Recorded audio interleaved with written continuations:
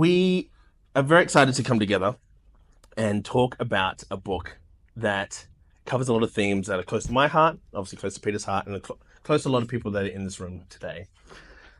What does it mean to be a man? What is a man? This isn't a gotcha question. We see a lot of those gotcha questions on the news at the moment, but it's a rather honest question, an earnest question. What does it mean to be a man? And if your interpretation of what it means to be a man is different to what you've been told it needs to be when you're growing up, masculinity and manhood, do you throw it all away? Do you throw away what manliness is and manhood altogether? Or do you embrace a new form of manhood and manliness for yourself? And that is one of the larger themes of the book we're here to discuss, is the idea of identity, the idea of manhood and family and relationships. And I'm so excited to be sitting with you, Peter, today. Welcome. Thank you. Yeah. Great to be here. Well, it's been quite a journey to get to today. Today, particularly November 6th, has a bit of significance to it. Could you let us in on a little bit of why we are gathering here today? Yeah, sure.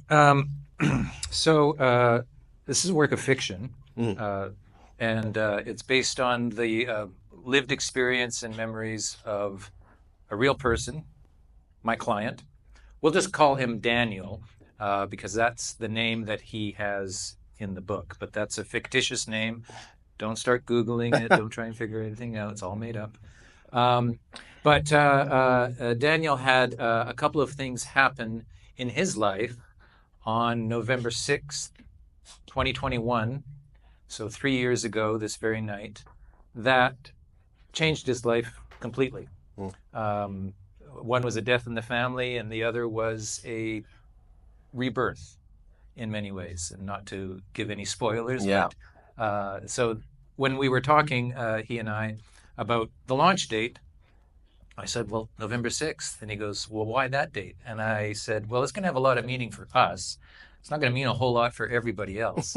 But I think that's a nice sort of echo and resonance to have this going on tonight. Yeah, that's beautiful. In the book, the themes of identity and sexuality, and particularly bisexuality, are really prevalent themes in the book. As a self-identified cis straight man from Canada in his 50s, how did you come that's my favorite sexuality, 50s. How did you how did you come to write such an authentic and empathetic book about an Aussie bloke? Yeah.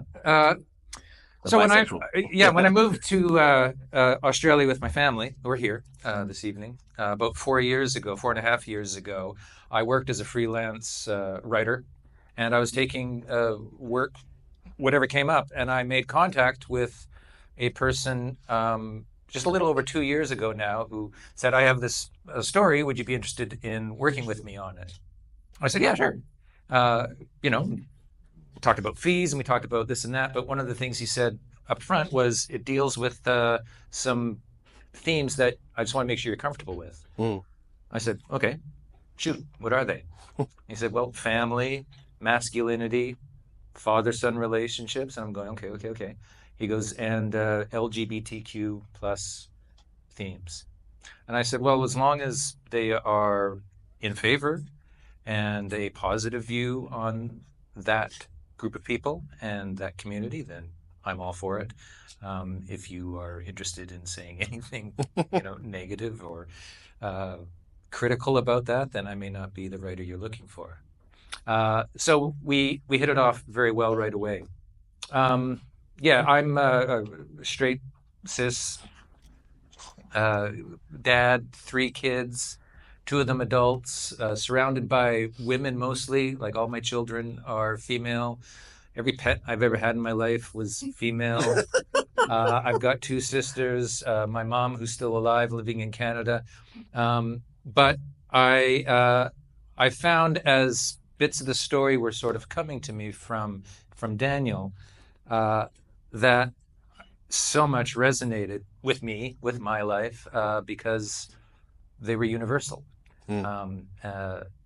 It's, the sort of the fun big plot points are what you talked about in your question, but all the filler and everything that goes on inside there is, you know, it's family shit Yeah. that happens. It's dealing with your dad. It's you know, dealing with your mom. It's, you know, finding your way in the world. And as a storyteller, I always feel that the most important element in any story is the element of surprise. What happens in a story that surprises you? So as a writer, I was very surprised by a number of things that were coming up in the story, and it's very easy for me to hang my hat on those things, and the empathy just, yeah, flowed very quickly. That's really wonderful. We often hear about queer stories and other people telling queer stories on behalf of other people, or sometimes not on behalf, just as the supposed authority on queer stories. And so it's really wonderful to hear that you and Daniel built a relationship and built this kind of bridge as a trusted ally to the queer community to tell this story in your own way. And there's obviously elements of you in this story as well. Can you maybe talk to how you've infused the story with bits of yourself as well as Daniel's story? Yeah, sure. Uh, I I play guitar and like to sit on Same. my couch and Yep. sing. Well, you know, we take turns putting our daughter to bed. We're going to sing along later. Yeah. Okay, Yeah. lock the doors. Um, and music is a big part of the story. Mm. And Daniel has a lot of musical influences that he sent me very early on. You know, references to all of this sort of music is good. This sort of music, I'm not interested. Don't talk about it. And I was, as I was writing the book, I was learning a Leonard Cohen song, who, if you don't know, is the late great Leonard Cohen, Canadian folk singer extraordinaire. And I wanted to make reference to the song that I was learning on the guitar in the book, just as a little memento for myself in 10 years when I'm senile and I don't remember what I wrote. I'd go, oh, I remember that song. And one of many little things about me that I put in there. And I remember sending him the draft, and he goes, "What's this Leonard Cohen? That's not my kind of thing. I don't think I like it." And I said, "I know, but I'm going to fight for this one and just keep the little reference in there." What was the Um, song? the song is Chelsea Hotel number Great. two. Great. Yeah. Yeah, fantastic. Which is pretty easy to play on the guitar. Sits in my register very comfortably. Hey. Um, and I was thinking about it the other day of going like, there are some thematic connections that you can make from the song to the story, but it's just one little part of me. But there's a lot of things that were invented early on in the writing process before I was getting most of the story because I would get it in chunks, right? And Mm. I said to him, I said, don't worry about chronology. Just as you remember something, you know, dictate it into your phone if you want, or write it down, or do whatever you want to do. Just get me the meat. And the more, and this took place over months, right? All the stuff coming in. And the more I got to know the story, I realized the less fiction it needed, the less scaffolding it needed, and the more I Mm. was needing to get myself out of the way and just honor what was coming across. I'm really fascinated by that writing Yeah. process, that collaboration piece. Have you worked on pieces like this that's a collaborative nature or for a client and telling someone else's story? Or is this your first foray into this style of narrative? It's certainly my first time doing this on such a personal level. Mm. I've written books for clients before, so you know they have an agenda with I want a book about this, Mhm. and it may not be something that I wake up and go, oh, I want to write about that too. Um, so I wrote a historical crime novel about a juggler in Adelaide who murdered his wife, which is, you know, it's like the antipodes from this subject matter. But because that was also true, that was also based on real events, real people, is a very similar kind of turning point in the discovery of that story, and empathy again for you know, a very unsympathetic or Mm. unempathetic character in history. Uh, but it was a very similar experience for me as a writer going, ah, I think I just found my door into this where I can now relate and connect. And what was that door for this story for you? What part of Daniel's experience in Daniel's life did you go, okay, there's the thing I can put my hat on, and that's my way in? Was there a moment for you? there was a few, but there was one that will stay with me, I think, for my whole life. We had, like I said, we started with, the book. I don't know, it was kind of like 20% me and 80% him, Hmm. right? But it started off with like 99% me, because I just needed to come up with a story that I thought, because nobody knew who this person was, Yeah. who's going to read this. So I was coming up with some fairly wild ideas, which I'd send to him, and he would just sort of send a quick little message back that just said, "Cringe." And I say, "Okay, Great feedback. yeah." Love that. It was very, very to the point. Thanks, Daniel. But there was one moment, we were through what I thought was going to be the final story iteration, which was more focused on the relationship between Daniel and his father. And the premise that we were working with at the time was that his father was dying, and Daniel needed to not confess, but just sort of reconcile his relationship with his dad. And by doing that, sharing, more of his story, more of his secrets, I guess, if you will, with his father. And I thought, yeah, this is good. This is, dramatic enough, and has that nice sort of ticking time bomb on it that will pull a reader through. And as I was about halfway through that version of it, and he asked me, he said, "Would you like to meet my mom?" Like just over like a video chat, like a Zoom call, and ask her questions. And I thought, God, I've got so much material. I suppose I could. I don't know if it's really going to help a whole lot. But then I thought, no, no, no. This is sort of kind of a biography. It's probably good to get a different perspective on my subject matter than he himself. So I said, yeah, sure. So he arranged this video call on a Saturday afternoon, and I remember sitting with my laptop. I think she was on her phone, uh, and she was out in a busy sort of outdoor area after shopping someplace. And I think she had her phone sort of angled in such a way that it just sort of kind of got the nose up, Great. and then a lot of sky. I didn't want to say anything.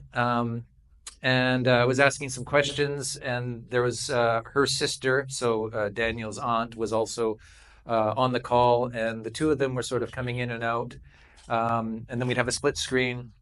And then there was one point where his mother, just towards the end of the call, just said, uh, "Promise me that you will be true to him." And there were tears in her eyes, and I was making notes, and I just sort of stopped and froze and looked at the screen and had this huge lump in my throat. And I said, "Okay, uh, I promise I will do everything I can to be true to him and his story." And that's when I thought I need to take away the rest of this sort of fictitious scaffolding and just trust what he's given me.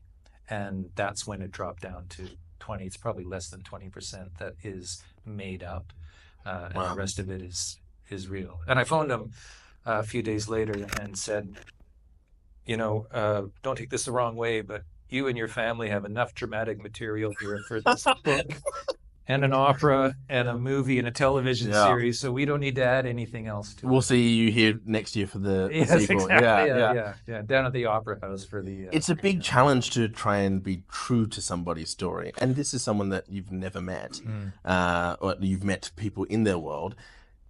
Have you found that there's a difference between being true and being truthful or being factual?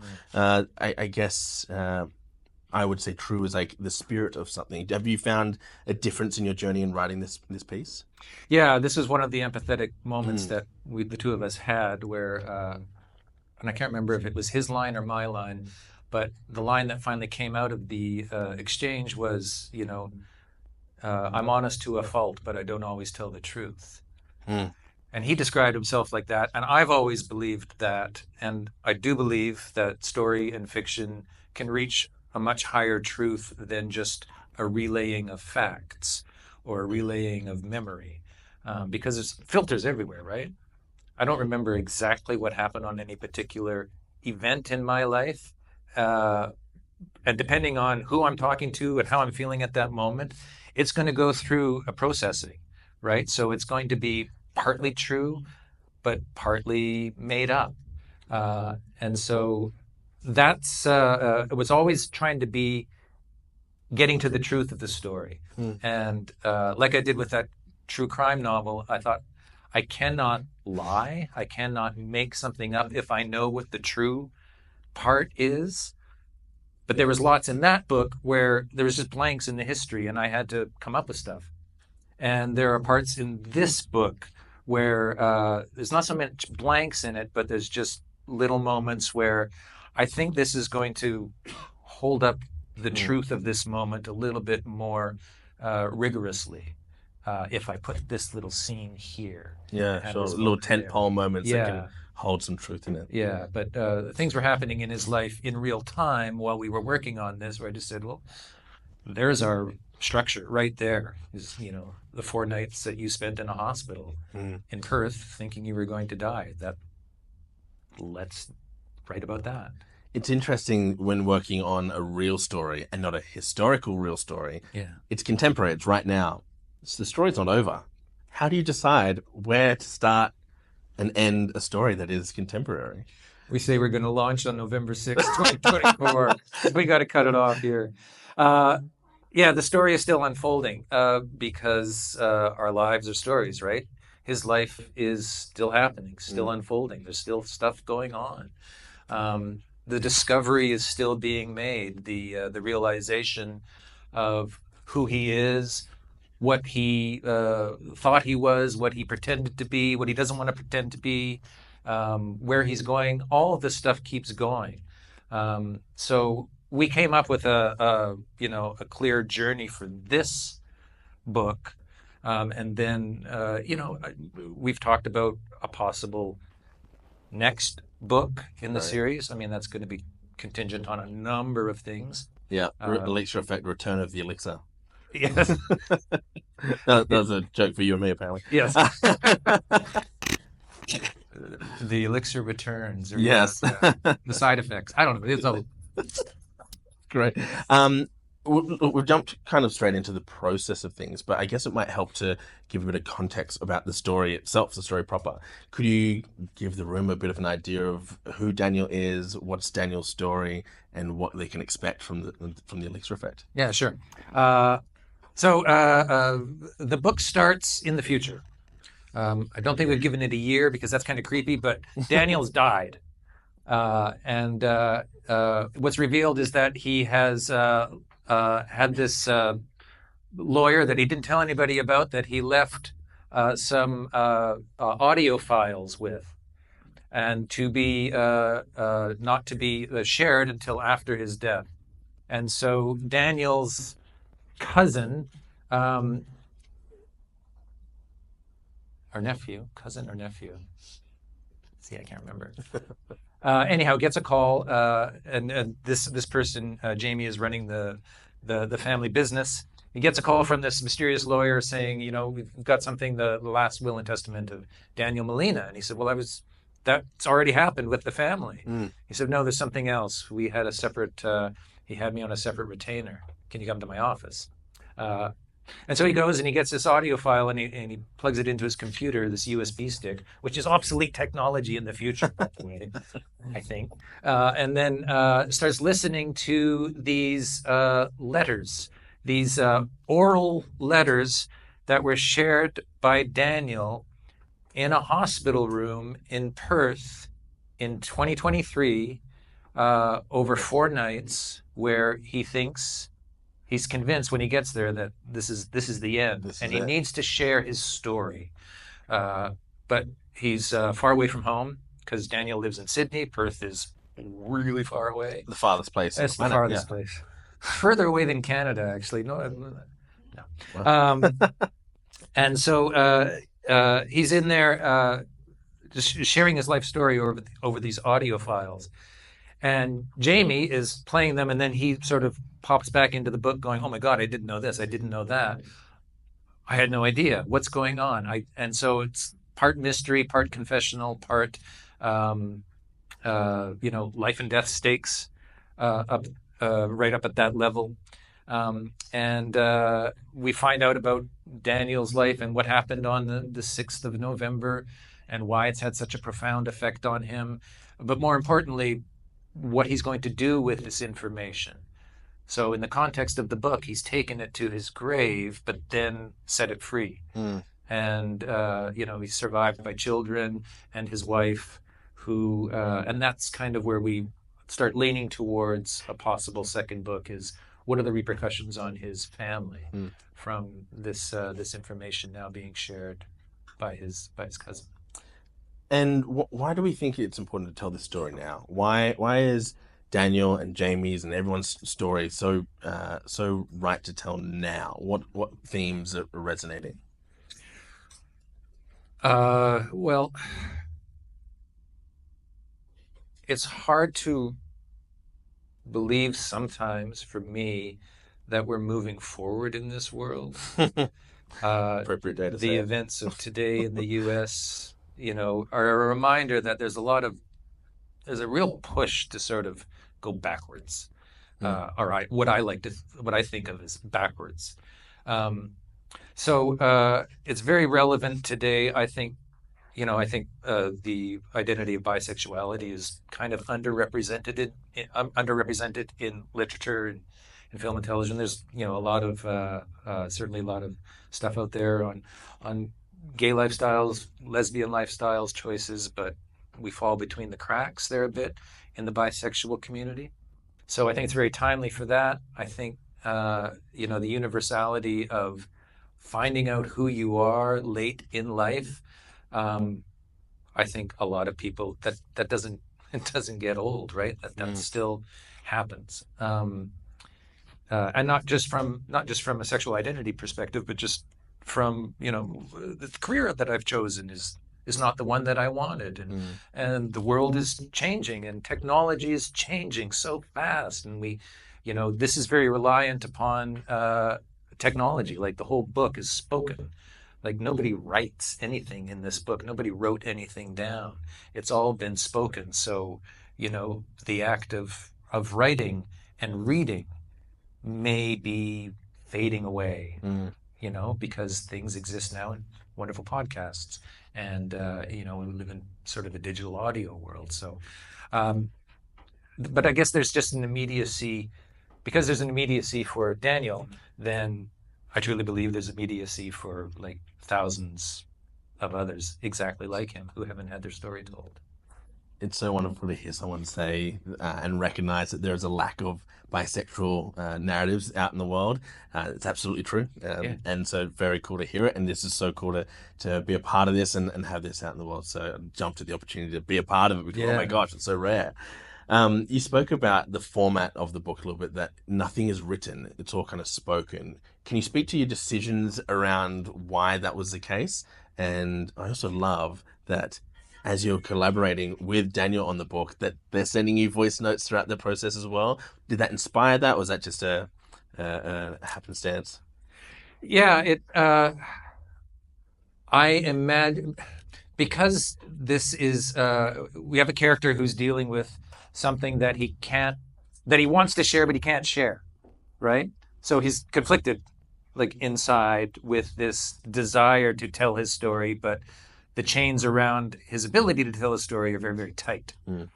And so I just sort of had this early image of, well, if you just whisper it, it doesn't really mean you've told it. Like you've just shared it. So he tells the story to Ethan. Mm. Now we don't know who Ethan is as readers, and Jamie, who knows Daniel and has known Daniel his entire life, he doesn't know who Ethan is. Mm. So Daniel addresses everything to Dear Ethan and signs off, Love, Dad.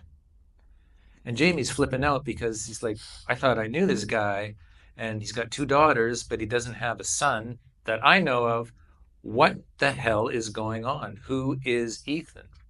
And so by writing it, it didn't seem as immediate as somebody in a very desperate situation in a hospital bed, panicking, Mm. sweating, scared. It's dark. there's a lot of noises and distractions going on. So I kept sort of picking up on this audio environment. Um, and I thought, okay, well, he's got his phone and he can just start talking into his phone. And this is the person he's talking to. And the reason why he's talking to this person is revealed in the book. Mm. There's a nice sort of element of mystery there. So, yeah, it just felt like, storytelling began as an oral practice. We didn't write, we didn't read. As a race, we sat around and we talked. Mm. We yarned. Yeah. We shot the shit. We shared things, and then in the telling, in the speaking of it, there is an ability to kind of elaborate and stretch the truth. And there's a real ability to kind of leave stuff out that is not necessarily working in a particular moment. And so you kind of edit as you go. But it's also ephemeral, right? It's just like spoken and then done. Yeah. Right. I like that you said ephemeral, and it's temporal. It's right now. Like if I say something, you and I experience that same thing in this moment. Whereas a written piece, by its very nature, is after the fact. I'm going to write something, and then you're going to experience it later. Yeah. So I love that. It reminds me of, and I know you're a theater person. Yeah. It reminds me of Stephen Sondheim had a thing that he spoke about. Content dictates form. So depending on what you're writing about, that will dictate how you write about it. And I love that it's about the immediacy and the urgency and the desperate nature of getting that story out into the world that dictated that you use this audio yet written format. It's really quite cool. Yeah, and I think it's going to lend itself very well to an audiobook eventually, once we, sort of get through this first iteration of a book. But yeah, it's always lived in my mind as a spoken form, right? We just happen to, for expediency's sake, have to write it down and print it out on paper and hold it in your hands and read it. Yeah. Well, just before we started, speaking about different formats of the book, we got some news about the book. Oh. We are launching the book, obviously, today, and we have officially passed 1,800 downloads of the book for the launch of the Elixir Effect, which is just massive. Wow. And to coincide with that news, it is the #1 bestseller in the LGBTQ and fatherhood categories. So big congratulations. That's massive. Wow. That's amazing. Yay for us. Wow, that's really cool. That's very cool. Yeah, some good news today. Yeah, some good news. This is all out of Amazon, right? Yes. Some good news coming out of the US today. Yeah. Very good news. So obviously on your tables there are QR codes. You can get the audio, the Kindle. No one getting the Kindle at the moment is getting a signed Kindle. It's a bit awkward. So if you want to sign a copy of the book afterwards, we are doing a signing. You can come and see Peter for that as well. Now, Peter. Yes. We're talking a lot about identity. Yes. And Peter happens to be a pen name. Can you speak to the reason why we chose a pen name to work on this piece, and especially one that so closely talks about identity? Sure. My name is actually Barry. Yes. Nobody ran out. We because there's a number of reasons. I think the biggest one is that I am not the only writer of this book. Right? There's obviously it's not my story. It's my client's story. I suppose it should be my name and his name, but he's choosing to remain anonymous at this point in his journey. I respect that, but I didn't feel comfortable just putting my name on there because it didn't feel honest. So we came up with this pen name. So Peter Matthews is this amalgamation of he and I together, and it was an early cringe moment in the evolution of the book where the main character wasn't named Daniel but was named Peter Matthews. Right. And I was going for this kind of sliding doors sort of theme where it's like he meets somebody who made a different choice early on in his life and led an alternate universe existence. And the two characters get together in sort of heightened circumstances. And it was Peter Matthews and you can all cringe on the count of three, and Matthew Peters coming together there. I'm glad we did away with that idea, but we kept the name Peter Matthews. I'm so deeply interested in the idea of the format and I guess the narrative device of storytelling, because well, in real life things happen chronologically, and when you think, oh, I need to tell a story, start, middle, and end. You mentioned in the book it starts where Daniel's passed away and we receive this will and the USB with all the files on it. What were the implications of making a decision of, oh, actually we need to start in the future, and did it change how the story was going to be written, or did you have that idea? You mentioned it happened from when Daniel was in hospital last year. Yeah. What were the implications of changing that narrative structure?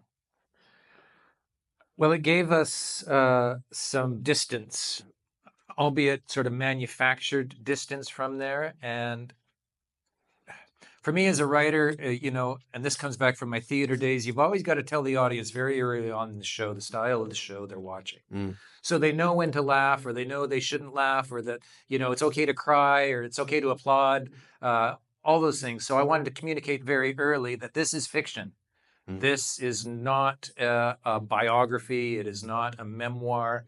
It is a story. It is a fictitious story. And by having it set in the future with all this sort of cloak and dagger, come to my office and I've got a USB, it's just sort of a setup so the audience can be reminded, right, this is fiction. And within what I call the scaffolding of that fictitious setup, then it helps to hold up the real, honest, raw, sometimes emotional events in this story. And so, yeah, there is an evolution to that, but by setting it in the future, it just sort of like kind of gets that out of the way really, really early. And it gives everybody a chance to, sort of be free and open with the information and find out who's going to find out what when. And it to me, it just felt, again, going back to that, being honest and being true to something, but in a fictitious kind of made up environment. Yeah, sure. It kind of imbues a sense of wonder and into the story. Yeah. So Because how do you tell a story that you don't want to tell without, coming up with a conceit that allows that to happen? So you get the main character out of the way, and then it can all flow from there. You mentioned the blend of fiction and non-fiction, and you've prepared a few pieces from the book that you'd like to read through to kind of maybe showcase how and where the lines blur between the fiction and the non-fiction. Which part of the story would you like to dig into to I guess show that? Well, I'll read something from early in the book. We talked about the 6th of November, so this is a section from the book. Again, just a reminder, this is an audio message to Ethan from Daniel. So he opens every chapter with, "Dear Ethan," and he said, "Being confined to a hospital room is bringing up quite a lot of stuff for me. I hear a monitor beep or someone emit a cry, and I'm immediately back in my grandfather's bedroom. My maternal grandfather, that is, my mom's dad. Hearing him struggle for breath or moaning in pain, and I'm reliving it all over again. Though he suffered from a mild form of dementia in his mid-80s, my Lolo was still a relatively healthy man, strong, aware, capable. All that changed in a matter of months. The way he deteriorated so quickly broke my heart and completely devastated me. It was confronting to hear him wince or moan in pain, and when he did speak, he was recounting haunting memories. I don't mind admitting to you that it scared the shit out of me sometimes. He experienced hallucinations, speaking to people in his room that weren't actually there. Oh my God, listen to me. Now who's talking to people who aren't actually there?" Jesus, life is funny sometimes. Life and death. The two are like John Riley and Will Ferrell in Step Brothers, another one of my favorite films. Extraordinary comedy team. Oh, the apple does not fall far, even through multi-generational branches of the tree. Irony duly noted. On the 6th of November, I arrived at my Tia's house and found both her and my mum there with him. My grandfather had been struggling all that day. When I got there, his breathing was shallow and he was moaning for the pain to stop. The three of us instinctively knew, without needing to say a word, that that day would be his last. While my mum rubbed his feet, my Tia pressed the jasmine flower into his hand and held it lightly, thanking him for being an amazing father. She told him how much she loved him and what a great person he was to them and to the broader family. My mother reminded him of who was waiting for him on the other side, my abuela and the love of his life, who had passed away more than 3 decades earlier. And with that, he drew his last breath. The three of us cried for hours, holding each other like soldiers returning from battle. Looking back on it all, I don't regret any part of it. In fact, I feel blessed to have been able to provide such service to such a great person, someone who meant so much to so many, to be able to give back to my mom and Tia in the best way that I could think of. I also understood the particular kind of beauty it is to watch someone who was just holding on, being reassured of their love and given a promise of keeping their family together. It makes my time here now that much lonelier, that much more agonizing. I remember thinking that I wanted to go just like that, with my beloved children by my side, preparing me to reunite with those who had gone before me. November 6th, 2021 was, beyond the shadow of any doubt, the most emotional day of my entire life. For more reasons than the death of my Lolo, as you'll soon find out. With love, Dad. Yeah. So that's one of the very true parts of the book that, wordsmithed a little bit by me, but pure raw stuff from him. Fantastic. And do we want to go into another piece that is perhaps showing a mix of fiction and non-fiction? Sure, yeah. There's a bit later on in the book that goes back to one of those earlier sort of iterations of the story idea before we found ourselves in the hospital for 4 days. So this is back when it was more between him and his father. So, dear Ethan, I'm dying. My dad uttered those words as we were driving away from that horrific appointment last year, the one I was telling you about. He ended up being diagnosed with cancer, an inverted papilloma in his nose, which on the sliding scale of cancer horrors is pretty low. Scary, yes, but he wasn't dying, not even close. And perhaps I'm taking some hindsight umbrage to the fact that he would say such a thing. How insensitive to those who actually are. There are more than a few nearby me now, but who am I to judge? I, too, was convinced I was dying less than 18 hours ago. I'm not entirely unconvinced yet, but getting there. Having said that, and knowing I confided my fears in you, I would never announce it to my family in that way. In any case, we had just climbed back into the car and were on our way out of the parking lot at the hospital. Neither my mother nor I could summon an appropriate response. To tell him that he wasn't dying would appear patronizing in the worst possible way in that moment.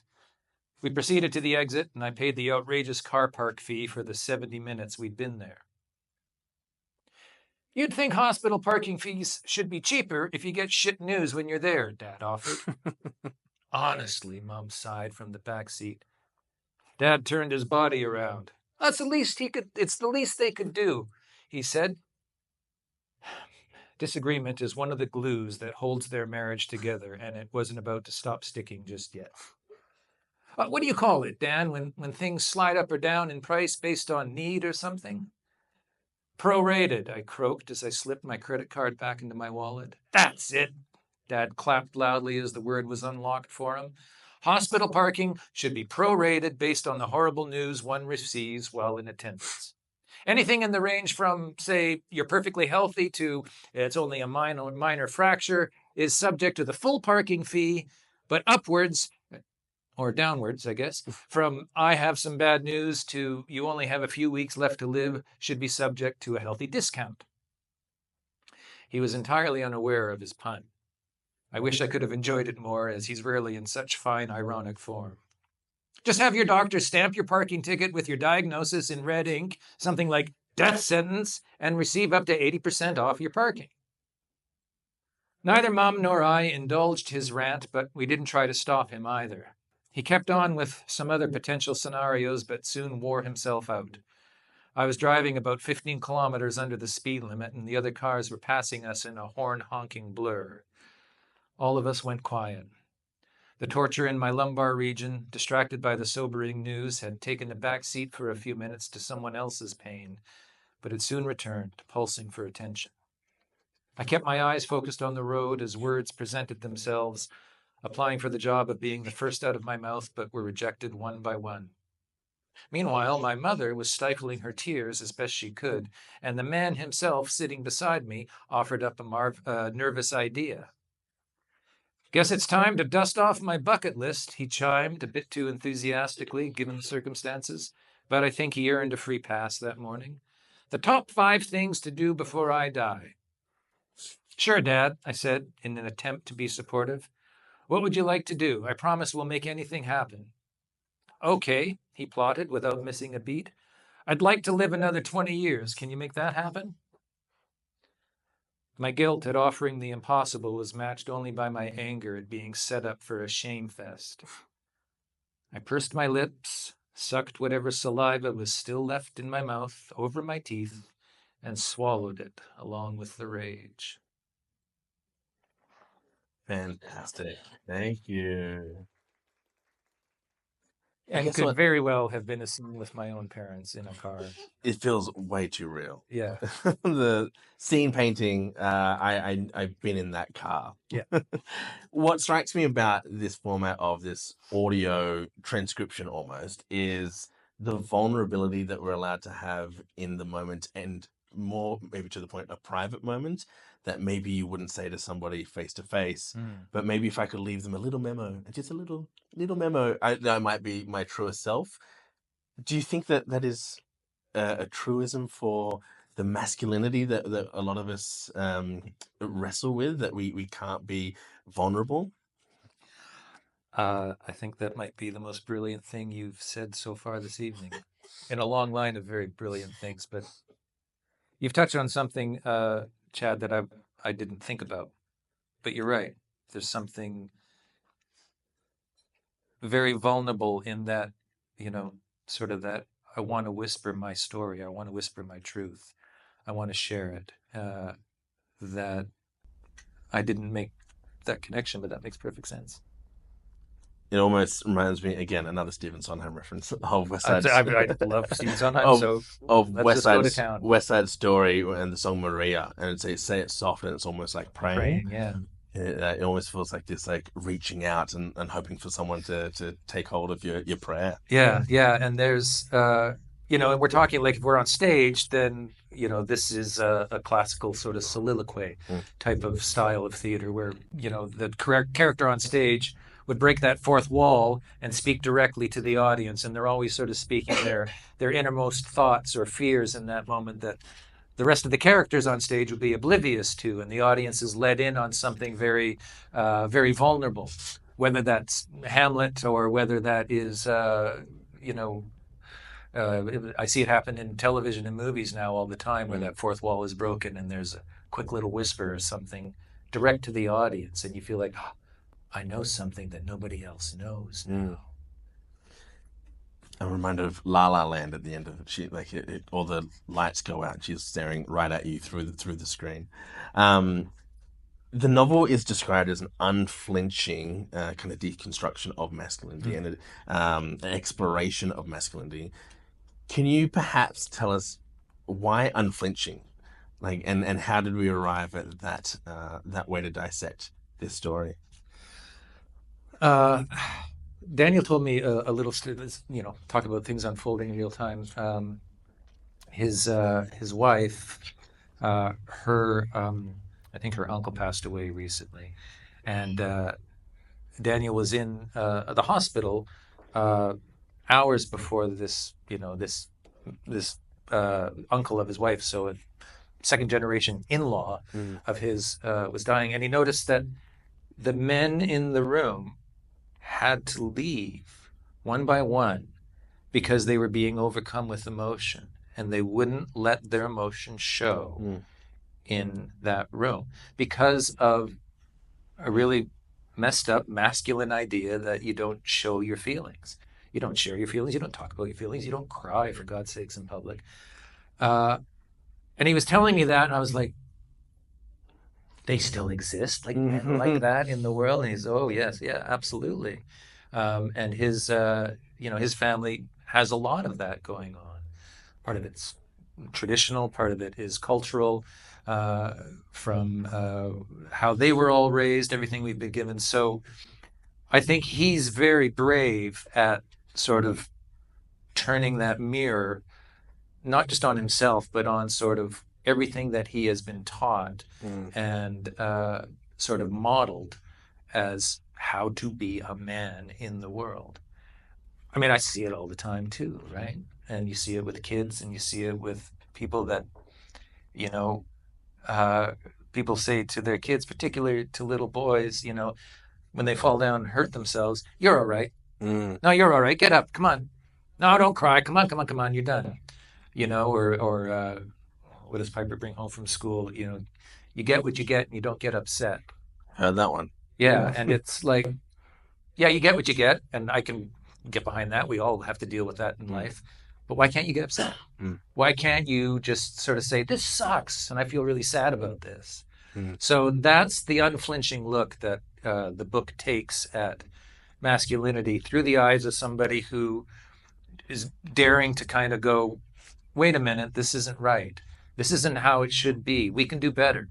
We should do better. And he's in his 40s, his early 40s at the time of the story. And it's like, this has got to change to the point where, he was terrified of having a son Mm. because he thought, I don't know how to be a father to a boy. How do I do that? Because his modeling was, well, you like cars and tools and sport. Mm. And that's what you talk about. And that's what you get excited about. And that's what you're moved by. And that's what your world is.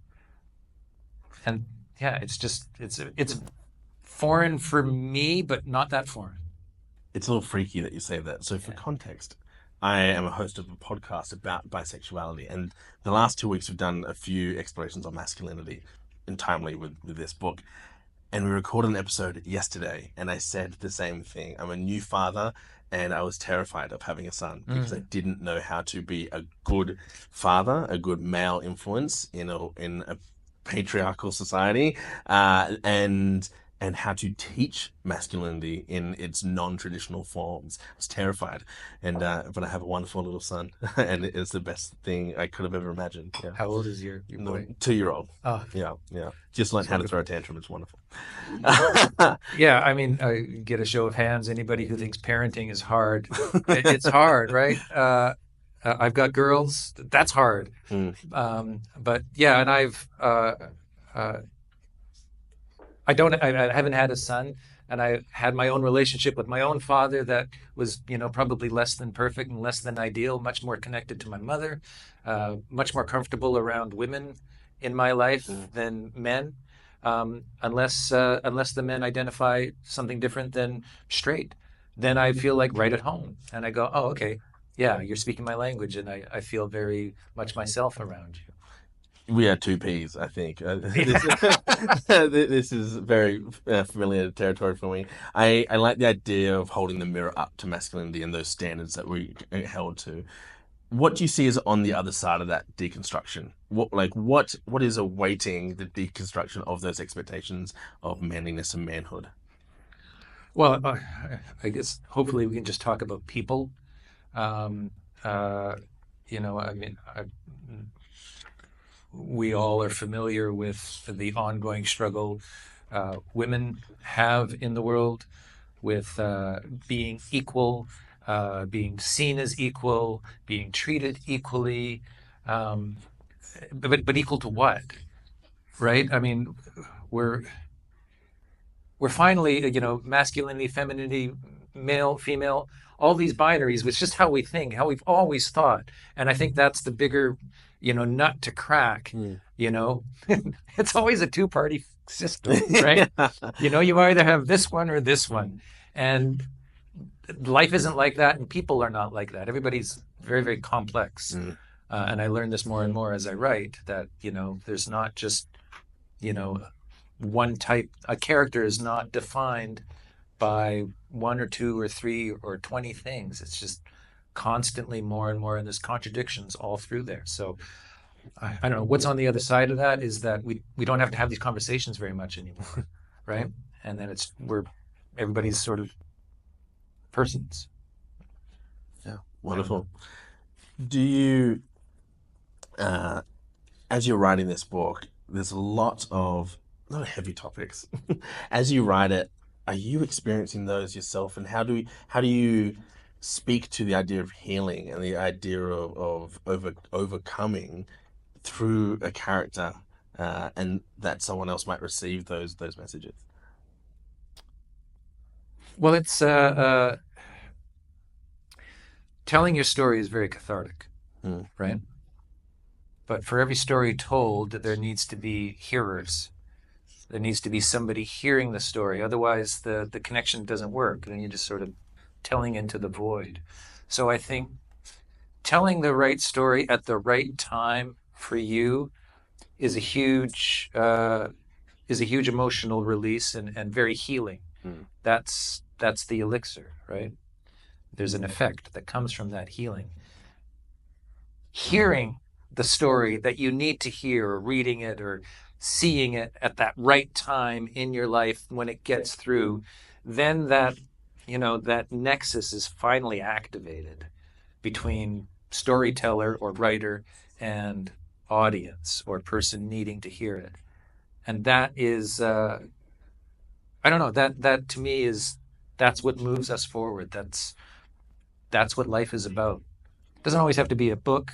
Most often, it's just sitting down and with somebody you know or somebody you don't know, and sharing and having something light up in their eyes, and then a connection is made, and then that is, I think that that's so healing and it's so important. Mm. And to take that away, to be isolated, is I think is very destructive and very, very dangerous.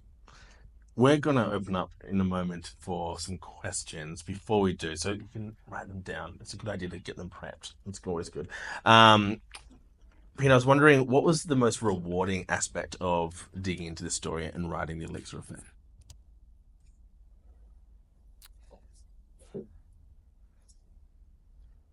Oh God. Tonight is pretty rewarding. 1,800 downloads? 1800. Well, yeah, that's all really good because that's really going to help with getting the word out about the book and getting people to read it. But that moment, talking with Daniel's mother, and having that little, that reminder of why we do the things we do, or why I do the things I do, that'll stay with me. But there was a moment where we were just starting the marketing and the publishing, and it had been written and sort of correcting typos, and I'm sure there's going to be more to be found in the book. But Daniel had called and said, I was just speaking to somebody, and they said, "Oh wow, there was just this like, oh wow, that I didn't know that about you, or that'll be great, or I love the idea of this book. I want to read it." And that to me was like, there you go. There's proof positive of what we have done is valid and important because somebody is curious and it resonated just from a simple exchange. And it's those moments that, yeah, there's not one that's sort of the tidal wave, but all those little ones, they're so important that you hear back something from the outside that just says, I've made a connection. I think connection is what it's all about, right? Like Yeah. you are an author, but fundamentally a storyteller. and we are all storytellers. I wonder, as someone who is seemingly so unafraid, and perhaps you were afraid writing stories like this, but seemingly unafraid to tackle heavy topics head on and really kind of fight through some of these heavier narratives. What advice would you have for any other storytellers in the room to be brave enough to go on that journey themselves? Well, bravery is always measured against fear, right? So you can't be brave unless you're afraid of something, right? It's not the absence of fear, but if it's scaring you and you go through it anyway, then I consider that to be an act of bravery. Mm. My bravery on writing this is fairly minimal. Daniel's bravery, I think, is exponentially higher. I work in my day job with Indigenous adults who are coming back after, being robbed of so much by the system to Mm. learn how to read and write in their 40s and 50s and 60s and 70s. And that to me is like the highest level of bravery I've ever witnessed in my life is Mm. watching them in class every day come up against the shame and come up against the shit sandwich that they've been fed for their entire lives to say, you Mm. know what, screw you, I'm going to learn this and do better. And it's so humbling. Um, and this experience has been just so humbling to be a part of and to help facilitate that kind of connection with people. So I'm glad that whatever skills I have can go towards that. Wonderful. Peter, shall we open up for some questions? Sure. Shall we? Do we have any questions for Peter from Or perhaps a Barry. storyteller or Barry? Actually, yes. There we are. Any questions? I've got one. Hi. Hi, Barry. Kyle from Star Observer. Hi, Carl. What was the most visceral aspect of the story for you? Phew. Um,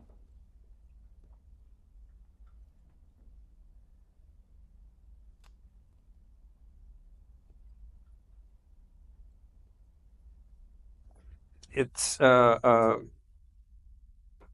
it's something in the relationship with Daniel and his father, um, because that I kept my dad passed away 8 years ago, and so I would draw on my own relationship with and so visceral. If what you mean by that is like just punch in the guts kind of feeling that the lid pops open and the brain shuts off, and it's just so uh, moving, not necessarily in a pleasant way. Was exploring all of that and feeling those echoes. Um, there's a few scenes. There's one scene where it's his father says, I think I know why I got cancer, and it was it's because of your grandfather. And Daniel's just like, what the fuck are you thinking? What are you talking about? I'm just sort of coming up against that sort of unbridled kind of lack of education and understanding and empathy and sympathy. Yeah, I went through some of that with my dad over and over again. I just go, what are you thinking? And Mm. to have that come up again in the writing was I would say quite visceral, but also finally cathartic as well because you finish that and go have a walk, pour a glass of wine, and just Mm. okay, I feel better now. So Fantastic. yeah. Thank you. Do you have any other questions? Any questions about structure, about Daniel's experience? Yes. What was the length of the writing period? Are we talking a year or 2 years or? Oh, great question. Yeah, great question. The question was the length of the writing period.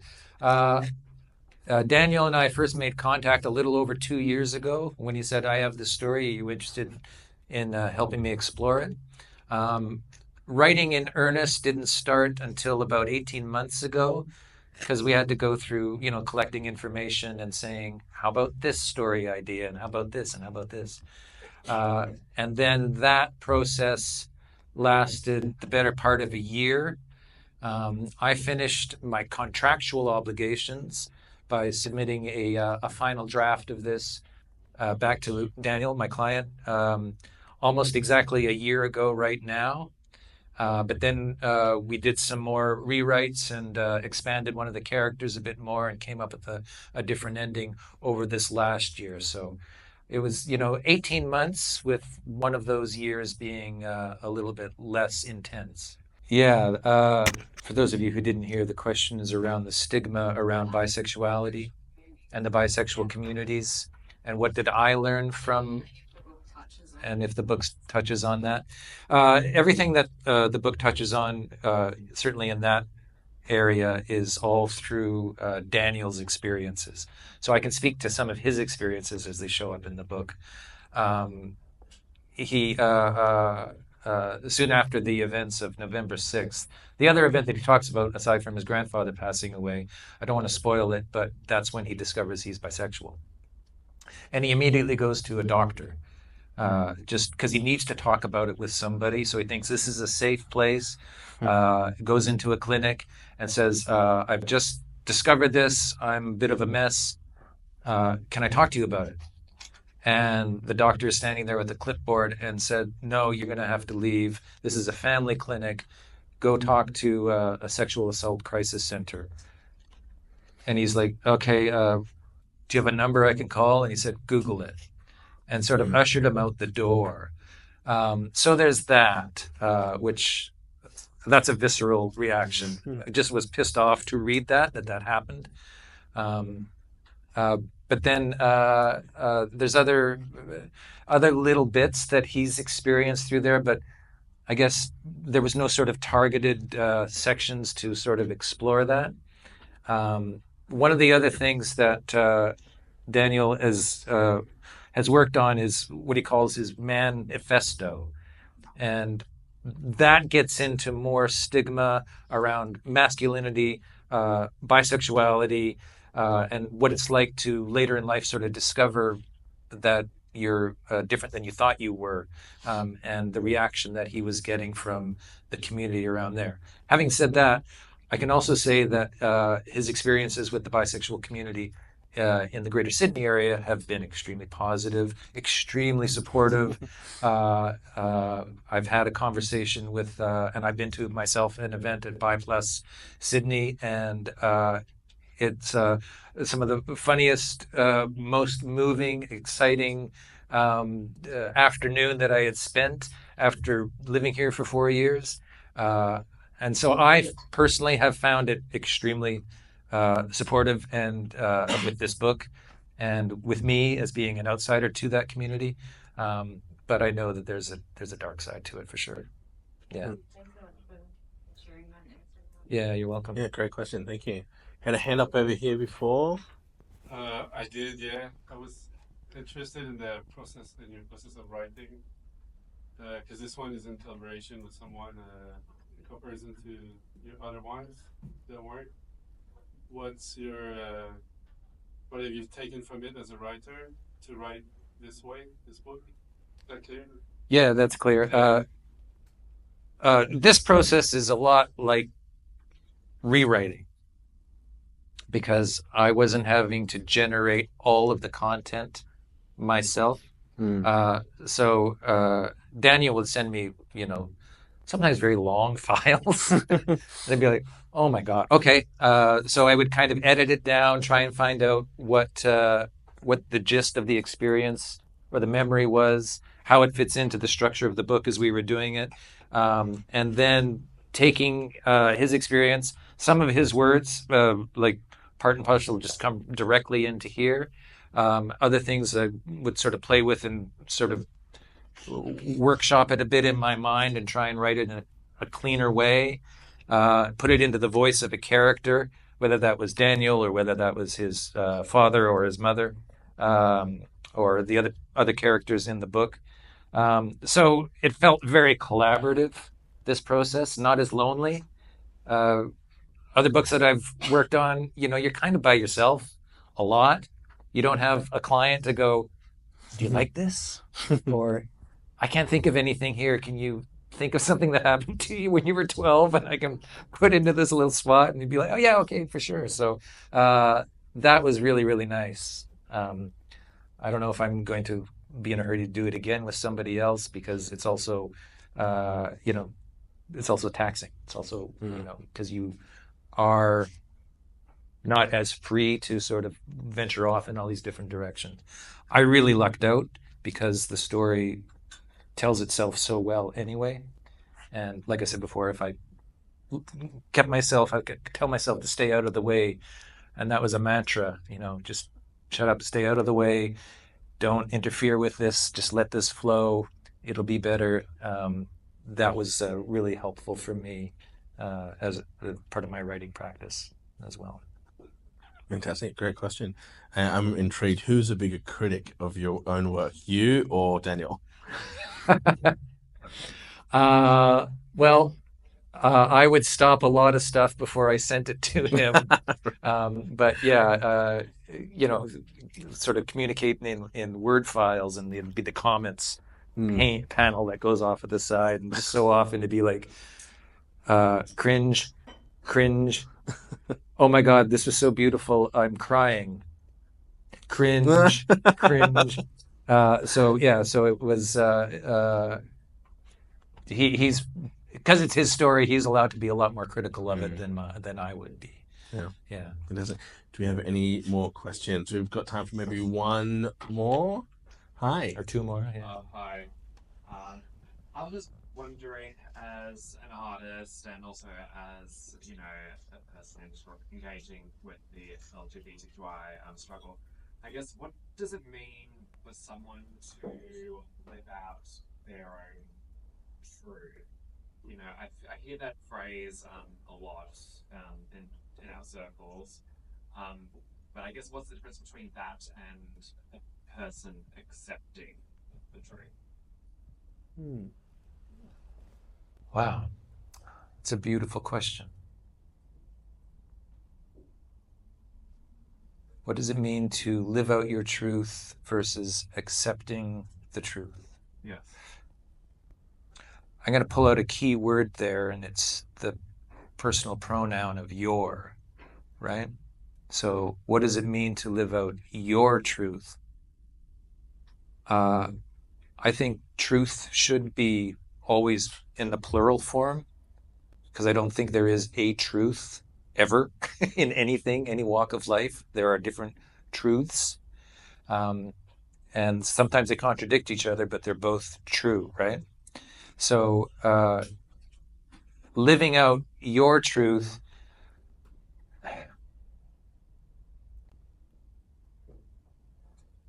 when I got divorced, it was a gross time. Yeah. And it's very tempting to, going through that whole proceeding, to let your emotions get away with your reason and to behave like an asshole. It's really tempting to do that. And I would, at the end of the day, I would always ask myself, can I live with what I did today? Because what you're doing is causing pain, right? It's hurting people. It's hurting a lot of people around you, but it's true for you, right? You've got to say, I got to get out of this. And there's lawyers involved, and there's money involved, and there's emotions involved. But at the end of the day, I would always go, can I live with myself after everything today? And if I could answer yes to that question, then I felt like I was living my truth.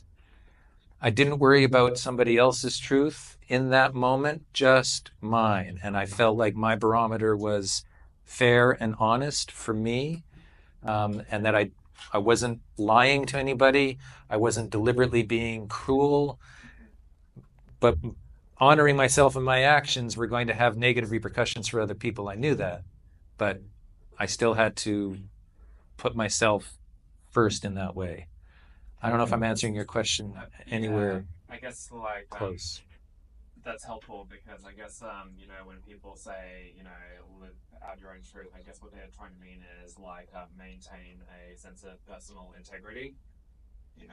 Yeah. They have a set moral code of what is right and what is wrong, and who they are in that framework, and they just want to stay within that.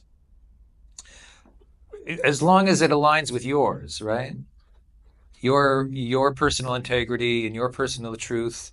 You're looking for alignment with all the other personal integrities and personal truths out there, right? Like, for example, with Daniel, he's married and hasn't shared with his immediate family his story, even though he's going to great lengths and great expense to have a book written about it that you're all sitting here talking about. And there's some blowback when I share the story of what I've been working on, like, well, is he going to tell his wife? And I said, well, he hasn't yet. Well, he should. And I said, who are you? Like, who are you to dictate what he should or should do? Right? And that is honoring, he's honoring his truth, and I'm honoring his truth in that way. And we align, but he's not going to align with everybody. Right? And there's going to be some people who just think that is like he's living a lie. And believe me, he sort of dances that dance in his life daily. This is a really, really fascinating and beautiful question, but it's a really hard one to sort of answer in any kind of direct way. Do you want to weigh in, Chad, at all? Yeah, I think context is such a big part of living our truth, and especially living publicly in our truth. You mentioned that Daniel's going to great extents to have a book written about the experience and not being out to personal relationships. But there are a wider public social context about stigma around bisexual men particularly, and actually there are stats saying that, like, coming out to a female partner, 30% of those women will leave you on the spot. 30% of those women will might consider it, but then will leave you eventually, and 30% of those women will stick around. And so there is a context for someone wanting to keep part of themselves private from certain people in their world. And I don't think privacy has any... it's not in contention with truth and truth-telling. You can still be truthful to yourself, truthful to select people in your life, and still remain maintain a level of privacy for yourself and your experience. Yeah. Great. I'm getting the wave that we're running out of time. Do we have time for one more? We had a question over here. One more question. Do you have one more? Hi. Thanks so much, first of all, for the great conversation. I really love it and look forward to reading your book.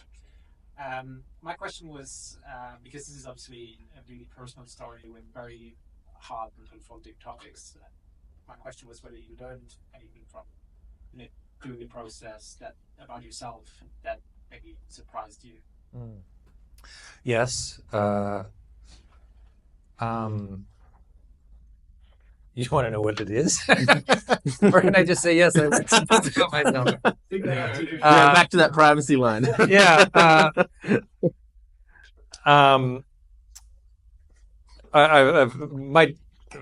My dearest friend in the world that I've known for almost 30 years, lives in London, is married in a same-sex relationship. And I was talking to him. He read an early draft of book, and we were talking about it. And he said, he goes, wow, there's just so many layers of identity going on here. You're writing under a pen name. His name is not on there. The book is about identity, all these things going on. He goes, how do you feel about that? And I thought, this is just, for me, I don't know what my own personal story will reveal as I sort of live through my 50s. Thanks for pointing that out. What I learned from this is that anything can happen. Something that seems to be innocuous and random in your life happens to you, and it sets off this chain reaction of, who am I? What have I been doing with my life up until this moment? And you cannot see that coming.